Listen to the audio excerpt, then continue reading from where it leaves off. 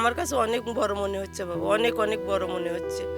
আমি কখনো কল্পনা করতে পারিনি সে আমার পাশে দাঁড়াবে, কিন্তু আজকে তো আমি দেখে নিজেই অবাক হয়ে যাচ্ছি। হার্টের অপারেশন করতে হবে অথবা ক্যান্সারে আক্রান্ত রোগী, এই সমস্ত রোগীদেরও কিন্তু আর্থিকভাবে তিনি সাহায্য সহযোগিতা করে আসছেন।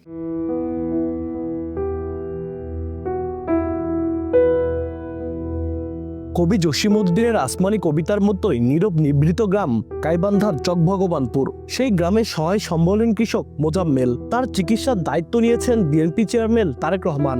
সরকার প্রধানের দায়িত্ব নেওয়ার আগে মানবিকতা উষ্ণতা ছড়িয়ে জানিয়ে দিলেন, মানুষের পাশে দাঁড়ানোর যে প্রতিশ্রুতি তিনি বারবার উচ্চারণ করেছেন, ঘটছে তারই প্রতিফলন। কৃষক মোজাম্মেলের একমাত্র অবলম্বন ছেলে আরিফ শেখের মৃত্যু হয় ব্লাড ক্যান্সারে আক্রান্ত হয়ে 1.5 বছর আগে। গত 5 মাস আগে দারিদ্রতার সঙ্গে লড়াই করে চলা মোজাম্মেলের শরীরে দেখা দেয় কিডনি জটিলতা সহ হৃদরোগ। মোজাম্মেলের অনিশ্চিতায় সংসার চালানো হয়ে যাচ্ছিল কঠিন। সেখানে ব্যয়বহুল চিকিৎসা যেন তার পরিবারের জন্য হয়ে পড়ে অসম্ভব এক স্বপ্ন। স্মার্ট ও compact vision washing machine install করা যায় মাত্র 2 ফিট স্পেসেও। চিকিৎসার ব্যয় বহন করতে না পেরে সামাজিক যোগাযোগ মাধ্যমে স্থানীয়দের সহযোগিতায় সাহায্যের আবেদন জানান মোজাম্মেলের স্ত্রী রানী বেগম।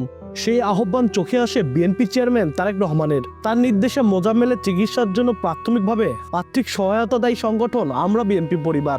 মানবিক সহমর্মিতার এই দৃষ্টান্ত শুধু মোজাম্মেলের জীবনেই নয়, পুরো গ্রামের মানুষের মনে জাগিয়েছে অন্যরকম ভালো লাগা। আমি কখনো কল্পনা করতে পারিনি সে আমার পাশে দাঁড়াবে, কিন্তু আজকে তো আমি দেখে নিজেই অবাক হয়ে যাচ্ছি সে আমার পাশে দাঁড়াইছে। আমি তো জানি নেই বাবা, কোনোদিন আমি তো ভাবিই নেই কোনোদিন বলে সে আমার পাশে দাঁড়াবে।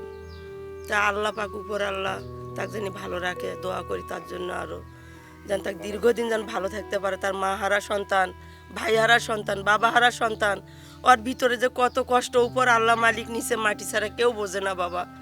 ওর যা কষ্ট বুঝলো না সেও আল্লাহ আজকে 1.5-2 মাস হচ্ছে নিয়ে নিছে।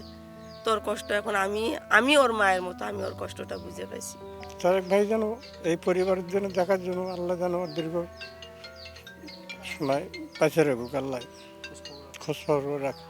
উনি যেন আমাদের পুরো বাংলাদেশকেই বলবো, আমাদের পুরো বাংলাদেশটাকে যেন সামনে উন্নত দেশ হিসেবে অগ্রসর করতে পারে। আর এই গরিব দুঃখী যারা আছে তাদের দিকেও যেন একটু খাস নজর দেয়।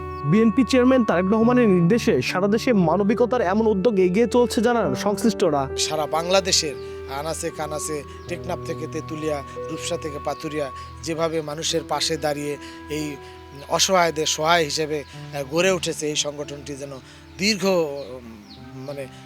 স্থায়ী লাভ করে এবং ভালোভাবে যেন সবার কাছে দোয়া চাই যাতে করে এই বাংলাদেশটা আগামী দিনে সুন্দর বাংলাদেশ বিনির্মাণে তারেক রহমান সফল হয়। বগুড়া শহীদ জিয়াউর রহমান মেডিকেল কলেজ হাসপাতালে চিকিৎসাধীন আছেন মোজাম্মেল। আব্দুল আউয়াল, সময় সংবাদ, গাইবান্ধা।